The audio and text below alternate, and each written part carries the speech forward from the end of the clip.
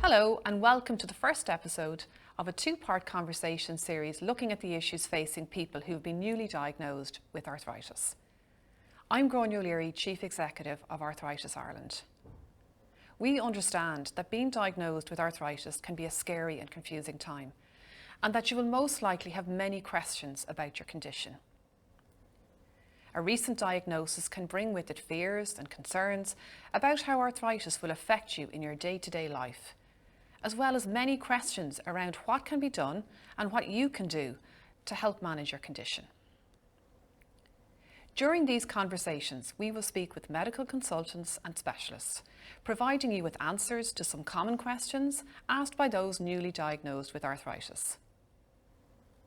I'm delighted today to be joined by Dr. Jennifer Wilson O'Reilly, Principal Clinical Psychologist at Beaumont Hospital. Jenny specialises in the assessment and treatment of patients who are experiencing psychological distress and is here to answer some of the questions you may have about managing and coping with the recent diagnosis. Delighted to have you here, Jenny. Thanks for being with us today. Thanks so much for the invitation, Gráinne. And I'll kick off with maybe asking you the following question. What are some of the thoughts, feelings and emotions that a person might experience when they're newly diagnosed with arthritis? I think sometimes people think of an initial their diagnosis as like an end point. It's like they've worked so hard to get through the system, they've seen the right specialist, whatever, they've had all their referrals, they're trying, it's such an ordeal sometimes to get to that space. And then they get their diagnosis and they're like, great, okay, now I know what it is. And actually, that's a starting point. It's like another piece of how we think about ourselves. One of the ways that I like to think about it is, that we have this kind of myth in our lives, unless we've had illness in childhood, right? We have this myth in our lives that if we do everything right, that basically our bodies kind of cooperate, you know what I mean? That if we eat right and we exercise and we do all the things our doctor says, that nothing really is going to go wrong. And we almost kind of block out the reality that things go wrong in people's bodies all the time for no good reason and nothing to do with anything that they've done up until that point. And so getting a diagnosis, people have to begin to think about their bodies in a different way.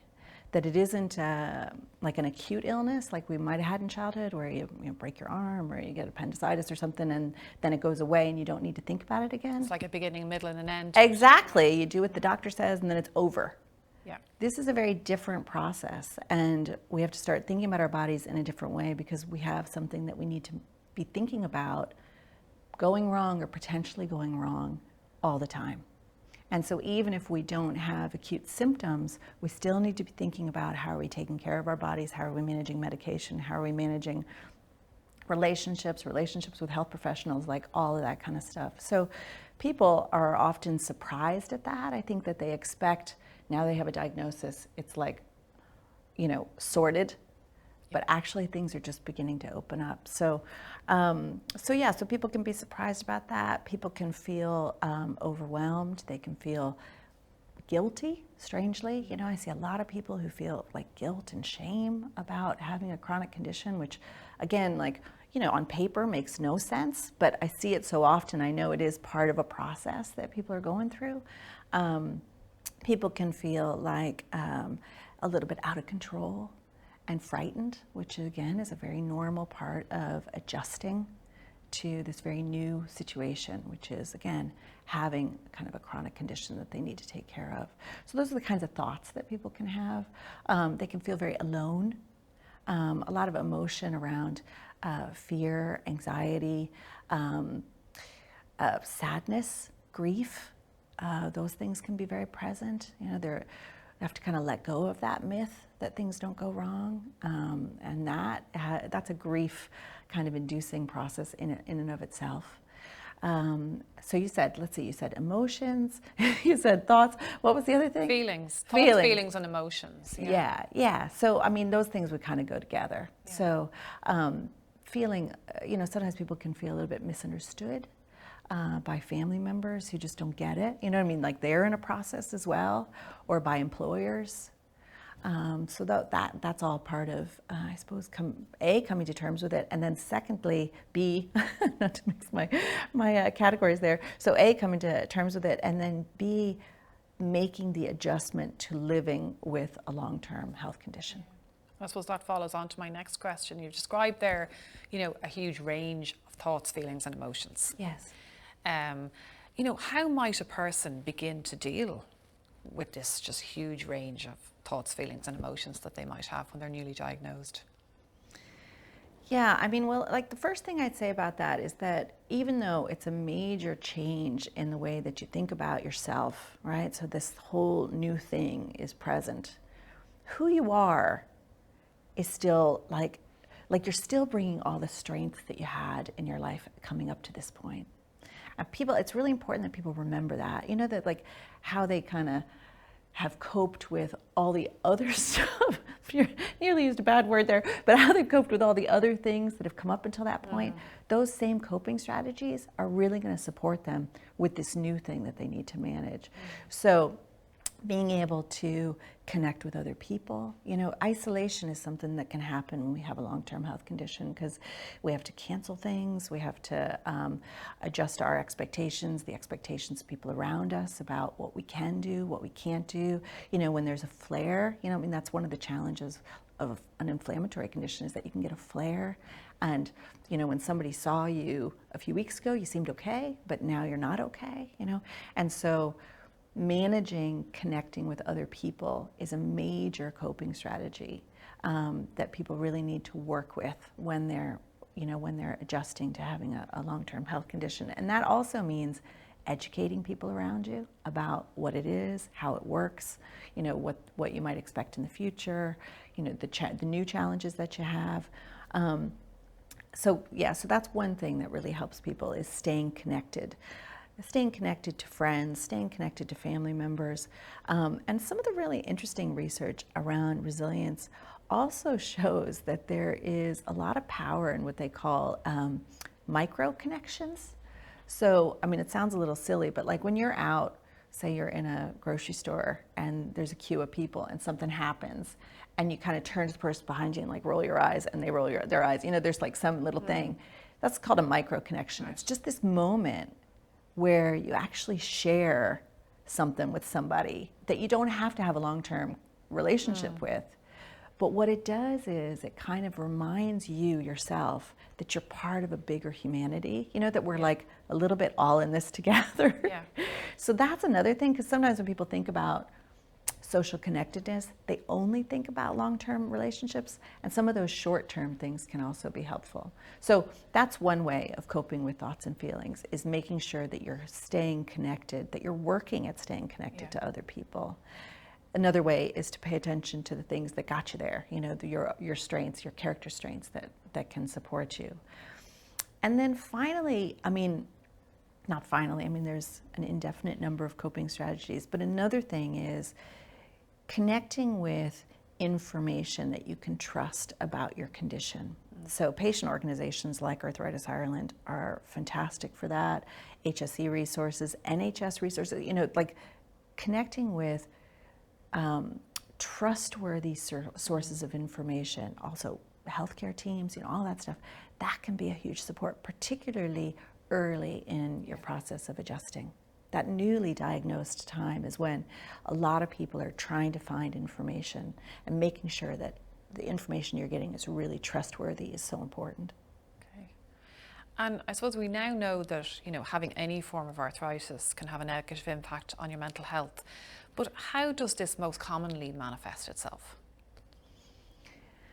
Well, it a little bit depends on the person. Some of the more recent research into depression and inflammatory conditions in particular is really interesting, because there was a time when we felt like people were more vulnerable to depression post kind of diagnosis because of the diagnosis. Do you know what I mean? It was like, there's such an overwhelming change in people's life circumstances. Not everybody, but some people's, or even just, like I said, kind of moving around that furniture in your head where you're like, who am I? And, what's my future look like and all that.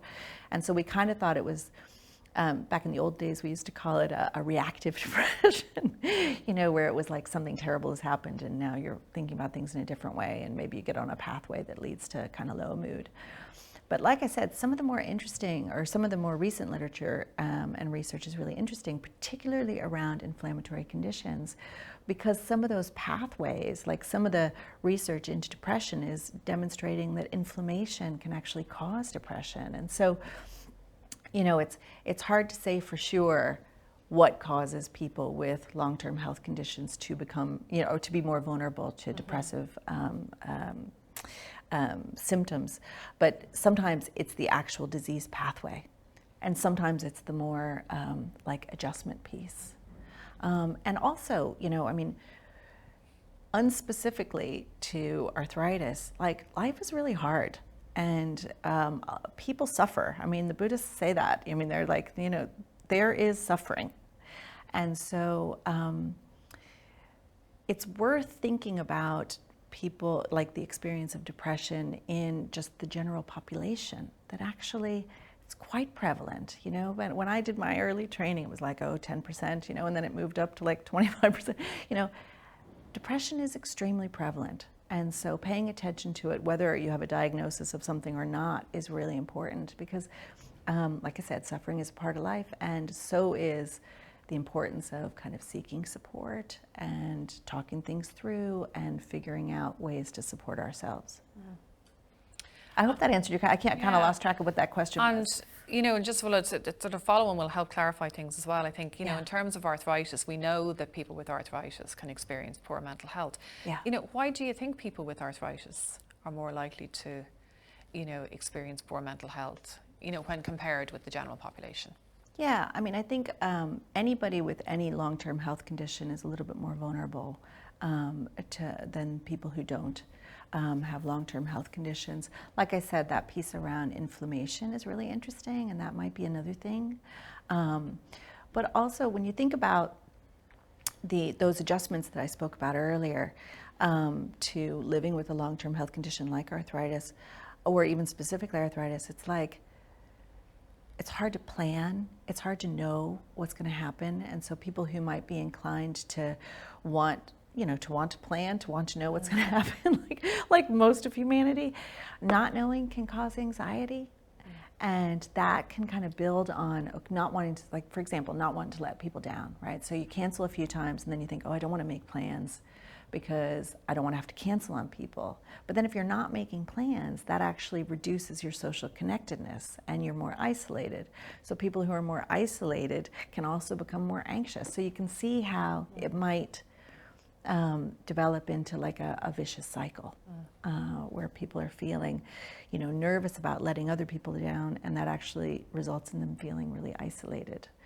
So, one of the things I always talk to people about is how important it is to be kind of open with close friends in particular, and to say, like, I'm worried about letting you down, but this is something, I'd like to be able to do, and is there any way that we can manage, maybe make sure that we aren't going to pay a cancellation fee if we make this plan, or something to just put it on the table so that you're not the only person carrying that fear. Yeah, and when it comes to people, we've mentioned a lot of terms and expressions there, but when it comes to mental health, what symptoms might a person experience, and what symptoms might they look out for? If this is, to know that this is maybe becoming an issue. Yeah, starting from a base of there is suffering is maybe not the most optimistic place, but it is actually important to think of that, because sometimes people have an expectation that that they shouldn't be feeling low, and life is hard, and sometimes lowness is part of that. But if we're talking about, like, say, clinical depression, well, there's a series of symptoms that we'd look out for. The primary ones are, I think there's like 8 different symptoms in the DSM, which is what we use for diagnostic. But the primary ones are a pervasive low mood for at least 2 weeks, and a real lack of interest in things that you used to be interested in. There's other ones like, changes in eating, weight loss, weight gain, fatigue, kind of slow moving thinking, slow moving physically, you know, changes like that that can be a part of that. Also thoughts, you know, so thoughts of suicide, thoughts of death, those things are things obviously to look out for. But what I would always say to people who are concerned about friends or loved ones is to look for change.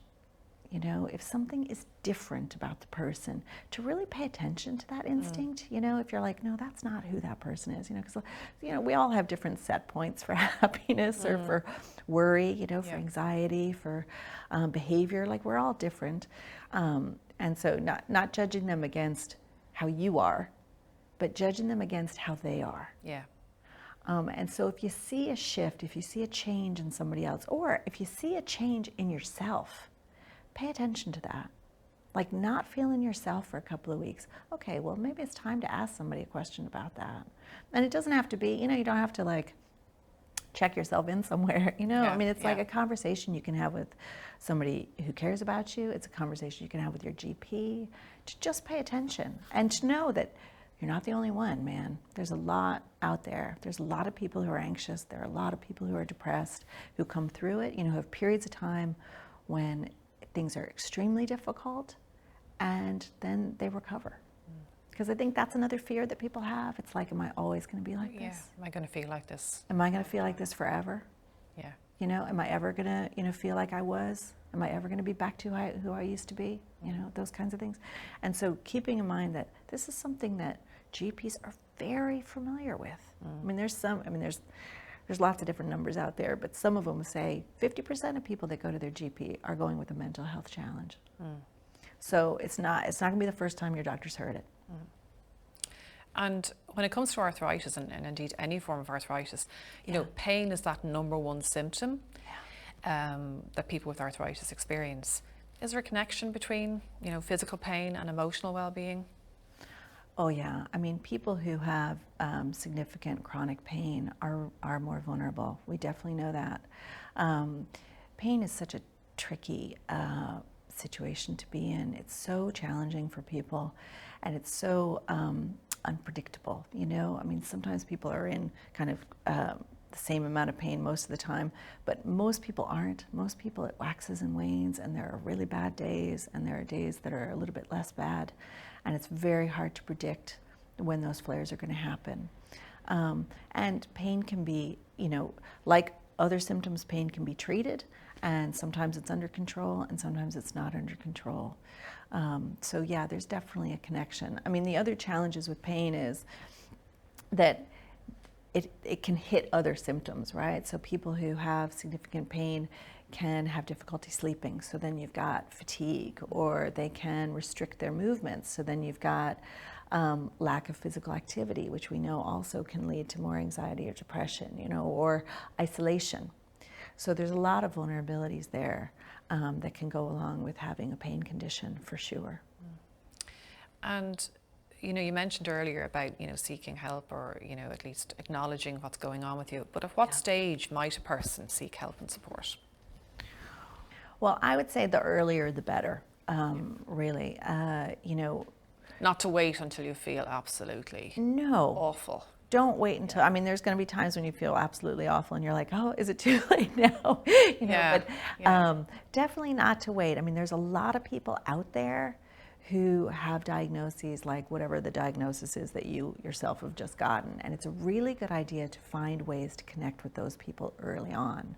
So programs like the Living Well with Arthritis program that you guys have at Arthritis Ireland, or even your kind of information, those types of things, where it gives people an opportunity to get a lot of information in terms of their condition, but also the lived experience of their condition. So other people who are managing pain, other people who are managing fatigue, or lack of social contact, or, you know, sense of isolation, or changes in mood, like all the things that go along with having a chronic condition. Being able to access that is so, so important. Yeah, we even have an online support group that many people, when they get a new diagnosis, they might link in with that. Even to have, they mightn't even say anything on it, you know, but they might just kind of link in to see, oh, what, you know, there's lots of people on here. I'm not actually on my own. There's people a bit like me. Oh, they're sharing about an experience. Yeah. I've also had or have experienced lately. So I think those kind of things can really help as well. I think it's huge. I mean, I work in an acute hospital, right? And it's like people get their diagnosis and then there's like some kind of expectation that they go off, and sort the rest of their lives. And then they come in, every once in a while for an appointment. And that's a massive expectation that people who, haven't had this diagnosis before get the diagnosis, that somehow they're supposed to understand how to manage it. And so I'm always talking to my colleagues about patient organizations, like what are we doing to support patient organizations to be able to help people to live with these long-term conditions. Like we're doing some stuff in the hospital, obviously, around that, but then how are we bridging, to other organizations? And so, I mean, I'm such a huge admirer of Arthritis Ireland for just that reason. Yeah.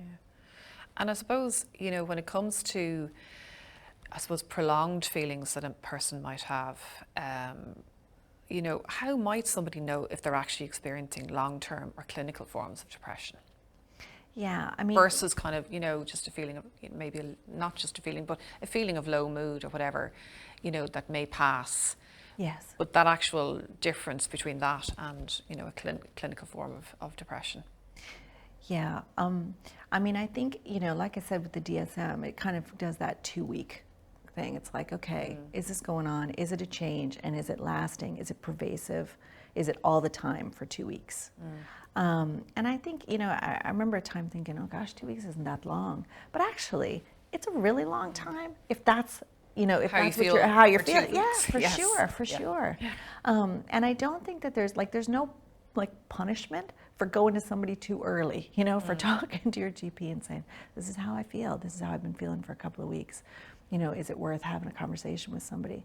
And there's actually a lot of really interesting resources out there that are like low or no cost for people to begin to explore. Things like the HSE is partnered with Silver Cloud, which is like an online program for people who are experiencing changes in mood and need support.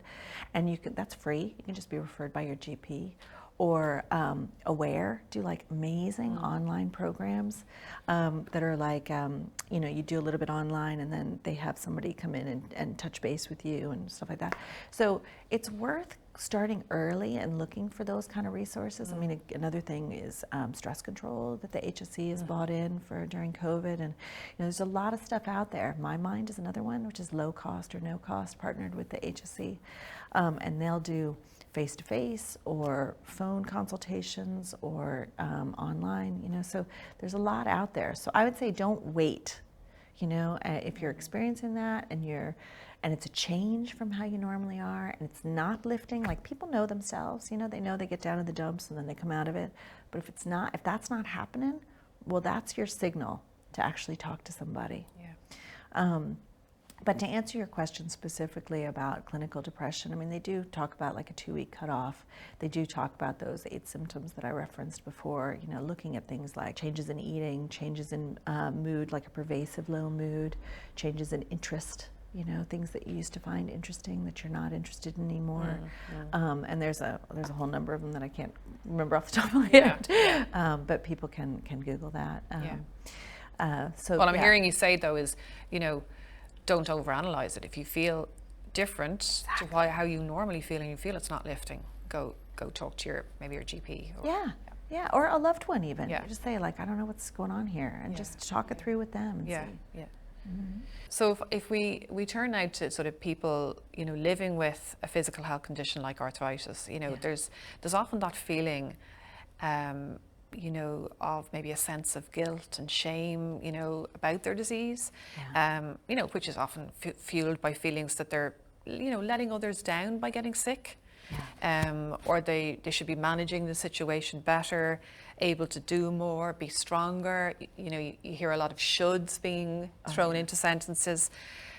I'm sure that's something you come across in your area of work. And, what advice would you give to somebody who's feeling this way?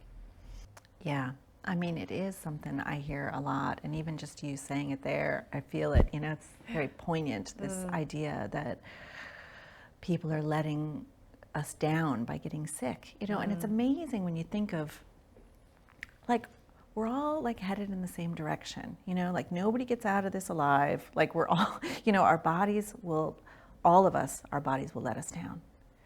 And yet people feel like they should have done something, like, you know, the whole idea of should, I should be better at this, I should be whatever. And it really surprises me, even though I've been hearing it for years and years and years. And it's,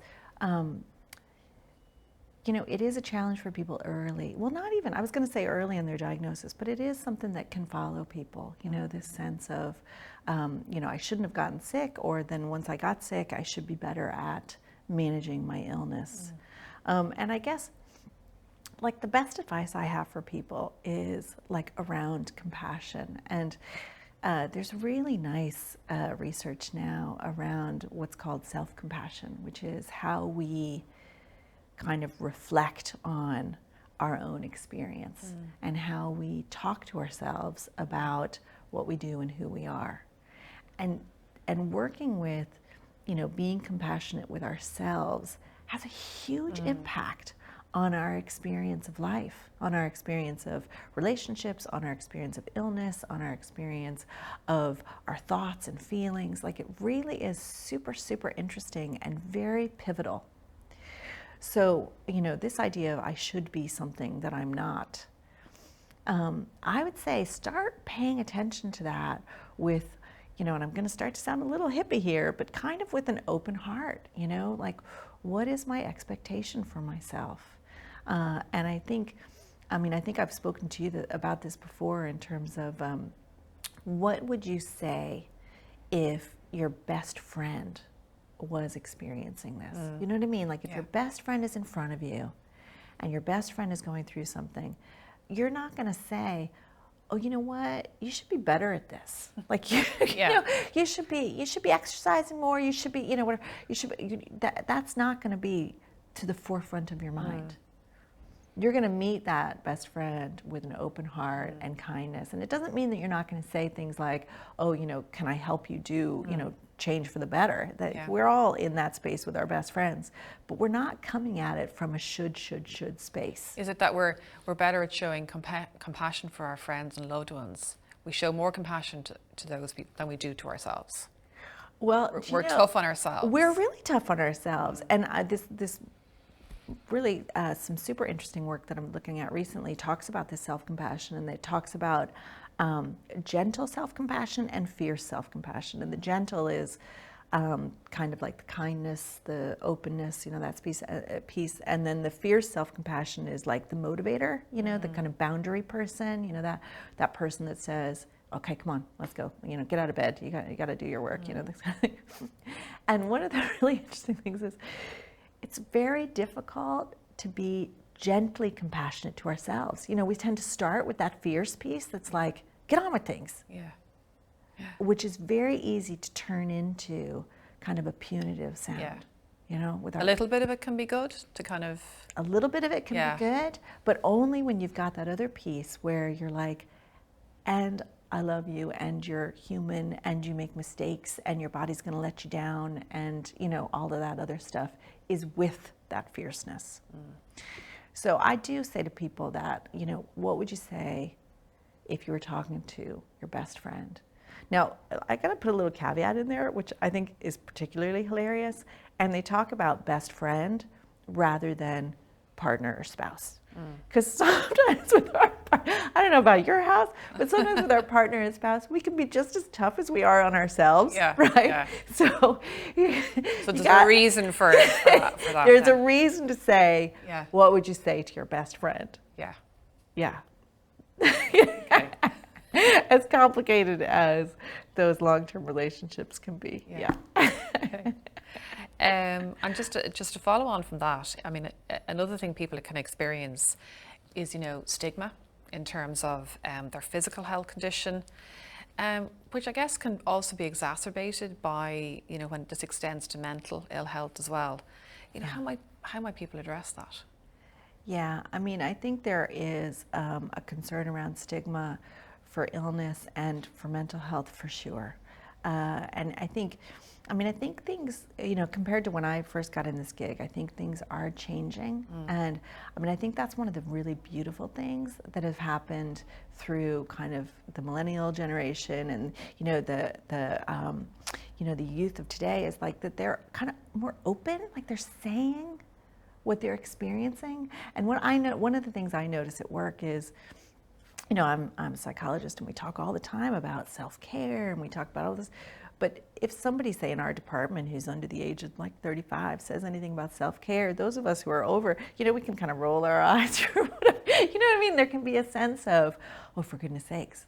But actually, it is shifting. It is a really great thing. I think that people are feeling more open about saying, it's not okay that people's expectations of me is that I work every hour and that I never complain and that I don't show when things are difficult and that I just take it on the chin. That's not okay to have that expectation. And I think as well, one of the nice things about what we've been through in the last couple of years with the coronavirus is seeing the vulnerability in people. And even, with Zoom meetings and all this, like seeing, oh yeah, there's like kids in that person's life. There's like mess in that person's life. There's, the background is the reality of what that person's experiencing. And so I do think that there is the potential for things to shift. Having said that, a lot of stigma as well has been internalized over many years. And it goes hand in hand with that sense of shame and guilt that people experience around letting other people down and not wanting to demonstrate their own vulnerability for fear of being judged. Yeah. And so I guess when you ask my best advice around that, I think, being vulnerable makes us potentially exposed to stigma, but it also exposes us to intimacy and the deepening of relationships. So sometimes taking a chance, even though we feel like we might be badly judged, to say, this is my experience, you might actually deepen the relationship that you're in rather than being treated badly for, that fear of stigma that we have. Yeah. It's a tough one. It's a tough one. Yeah. And we all have thoughts, about ourselves and, how we interact with the world. Yeah. And when that self-talk is positive, we kind of feel happy, we feel joyful. Yeah. But, when that self-talk is negative, it can make us feel unpleasant emotions, fear, anxiety, anger even. Yes. How might someone change that negative thinking to more, active, helpful thinking? Yeah, so there's two main ways to do that. One of them is to actually look at the thought, right? To say, okay, so I'm having this thought like I can't cope, or this is a disaster. Yeah. Or I look like an idiot. Any possible thing that might be running through my head in this exact moment, right? And so you might take that thought, right? This is a disaster. You're making a fool of yourself, whatever it is. And you can say, okay, Jenny, like what is, what would support that? Like what's the possibility? Like what evidence do you have that this is a disaster? Maybe you're, I don't know, tripping over your words, or you couldn't remember all the different symptoms of clinical depression or whatever. You got some kind of evidence there. And then you might look for the evidence against it and say, okay, well, actually, it was good that you said the thing about compassion. Like, it's good that you're talking about stigma, and you look at the evidence against the thought that you're having. And what you can do then is try and find something that's a little more realistic. Like, it might not be the best interview ever, Jenny, but it's okay. You're doing, you're at least getting across what's important, okay? And balancing the thought can sometimes lift your mood a little bit. You're like, okay, it's not a disaster. It's actually good enough. That's one way of working with thoughts. And that's a way that's actually worked with in the Living Well program. That's like looking at thoughts and seeing how realistic are they. Another way to work with difficult thoughts is more of what we'd call like an acceptance or a compassion model, where you're like, you know what, thinking, I know you're trying to help me right now with all this criticism. I know that this thought is trying to make me bring my best game. I know that, you're trying to protect me from risk, and I'm just going to let it kind of come into my head and go out of my head. That, it's a disaster. Okay, it's a thinking brain. Back to the actual discussion. right? So do you see how those two things are different? One of them Yeah. you actually engage with the thought and you kind of interrogate it, and the other one you just kind of accept that our thinking brain gives us tons of thoughts. And a lot of the thoughts that our thinking brain gives us are risk related, where it's like, this could be a disaster. And there's a reason for that. It's because our brain is trying to protect us. You know, it's trying to come up with all the potential scenarios that we need to manage, getting from the front door to work, or get from, you know, through the interview, or whatever it is. Yeah, yeah. And so our brain's actually trying to help us. Sometimes just greeting that with, thank you, thinking brain, you know, back to the task at hand, can be actually helpful rather than engaging with it. But both ways have really good evidence in terms of working with thoughts. Look, there's no doubt that a new diagnosis can have an impact on our relationships with, you know, our partners, family, friends, work colleagues. What advice can you give to somebody struggling with this? Yeah. So that relationship piece. Yeah. I mean, yeah, relationships are tricky. And one of the interesting things to me about relationships is that, like, when we're in relationships, we never think about like how the relationship is going to change. You know, it's always like, okay, this is the way the relationship is, and it's going to be just like this, for better or for worse. Like, it's going to be just like this all the time. And this is my 25th year of being married to the same guy, you know, and I look back and I'm like, God, so much has changed over time, you know, but you just don't think of it that way when you're in it. And so with the reason I'm saying that is because when we get a diagnosis of something, change arrives quickly. It's Yes. like, okay, actually. Yeah. You can't plan for it. You can't plan for it, and then you've got to think about the future in a different way. You've got to think about, you know, work in a different way. You've got to think about family in a different way. You know, the introduction of medications. You got to think family planning. You know, there's a lot happens kind of in a shorter period of time. So there's an adjustment period that people go through. So we know change happens in relationships anyway, but that is quite an intense time of change. So I guess the first thing I would say is let go of the expectation that nothing's going to change. Like, obviously things are going to change. One of the things that I see in the hospital is it's like both parties are worried about rocking the boat.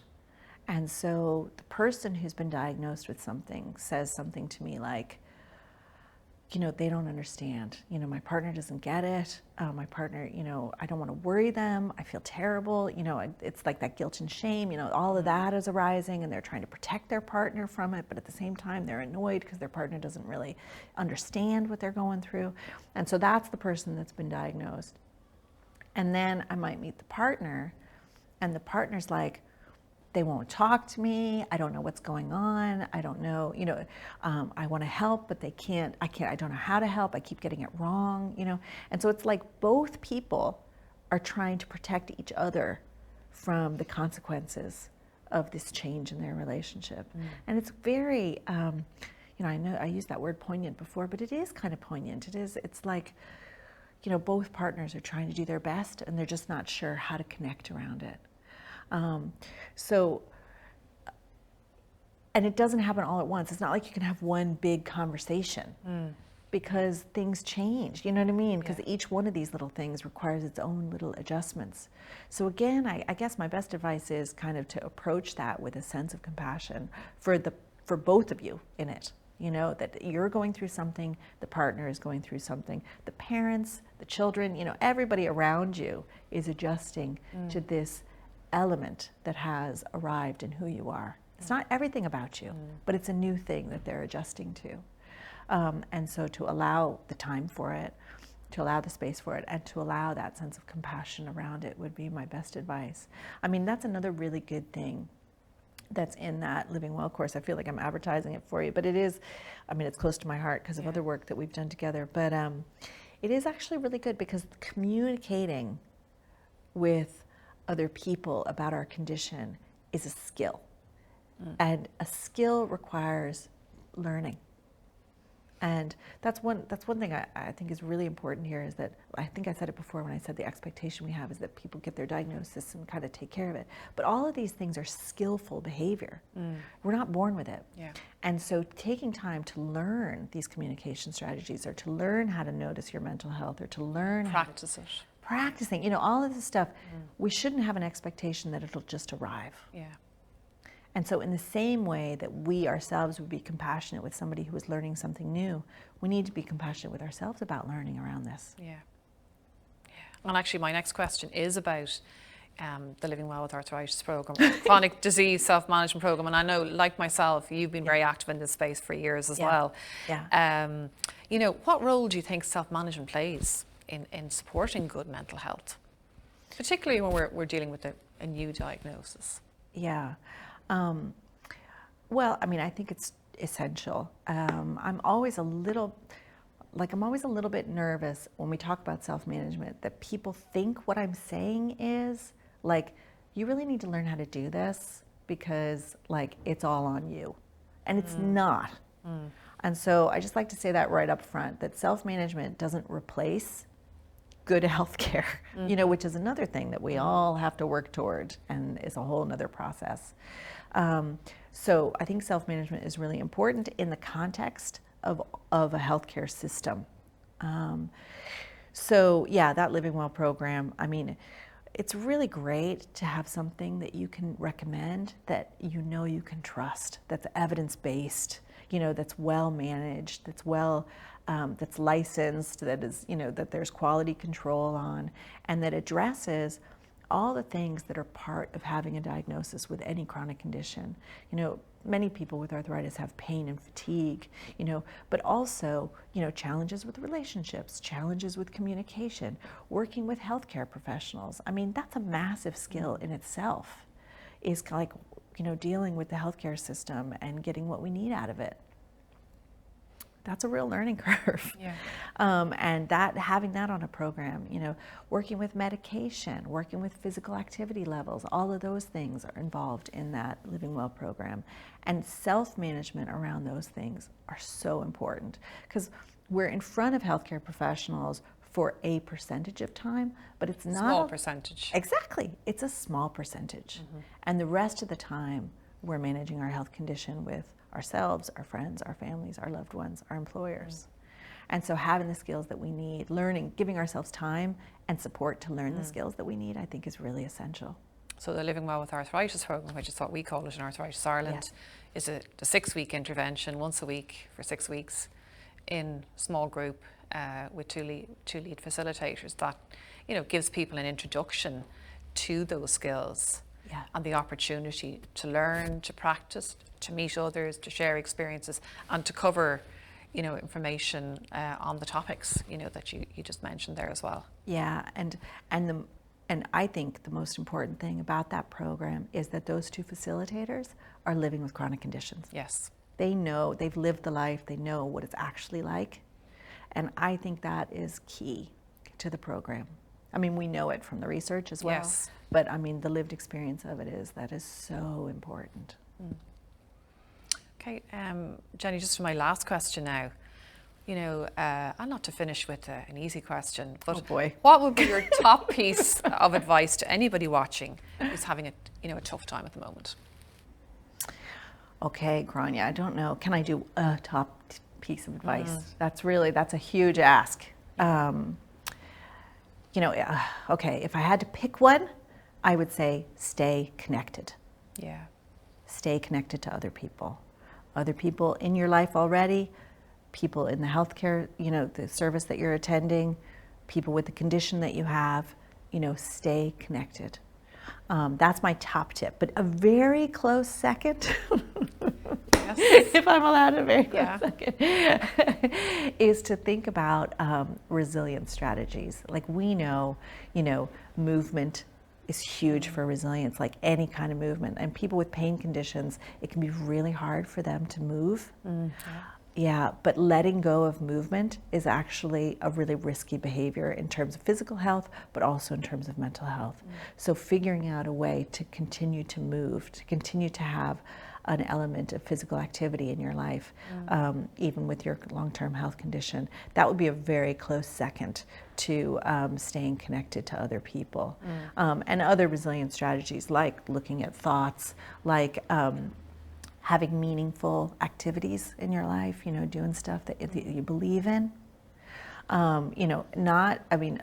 a lot of people would talk about trying to avoid stress. I'm not one of those people. I mean, stress tells us what matters.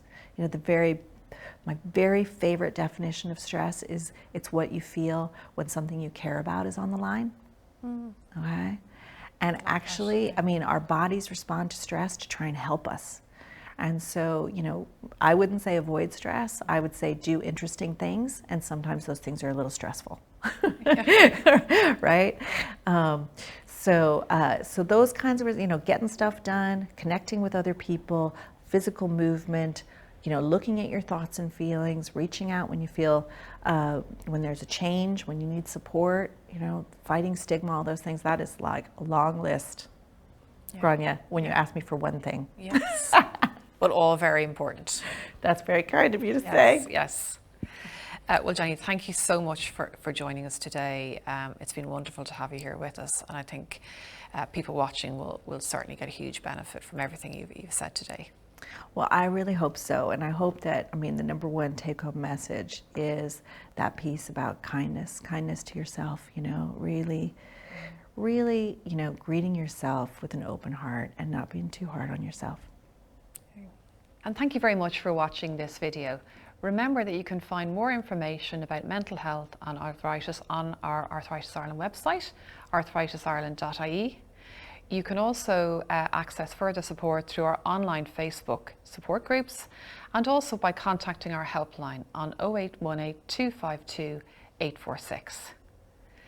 Lastly, I would like to thank Dr. Jennifer Wilson O'Reilly for joining us and for sharing her insights and experience today with us. Thank you, and we look forward to seeing you again soon.